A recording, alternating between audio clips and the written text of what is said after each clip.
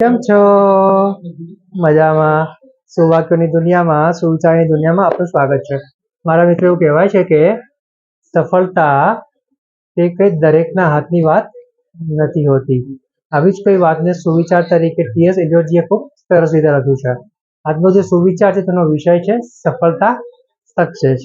શ્રી ટી.એસ. એલિયટજીએ લખ્યું છે કે જે લોકો ખૂબ દૂર જવાનું જોખમ ઉઠાવે છે તેઓ જ જાણે છે કે તેઓ કેટલે દૂર સુધી જઈ શકે છે.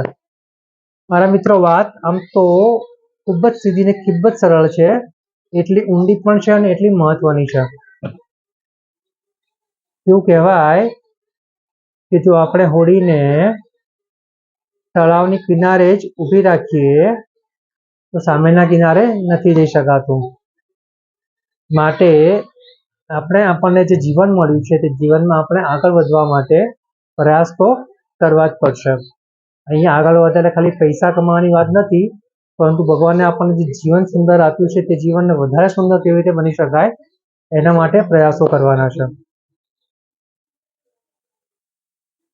ઘરમાં બેસીને ખાલી વાતો કરવાથી જ સફળતા નથી મળતી, પરંતુ સફળતા મેળવવા માટે પ્રયાસો પણ એટલા જ કરવા પડે છે. દિવસ અને રાત એક કરવા પડે છે અને ફોકસ હંમેશા લક્ષ્ય ઉપર રહે છે. લક્ષ્ય આપણા એવા સારા અને સાચા હોવા જોઈએ અને તેને પ્રાપ્ત કરવાના મેળવવાના આપણા રસ્તા પણ સાચા હોવા જોઈએ. ભલે આપણને વાર લાગે, પરંતુ જ્યારે સફળતા મળે ત્યારે આપણા ચહેરા ઉપર ખુશી હોય, ખુશીની સાથે સંતોષ હોય.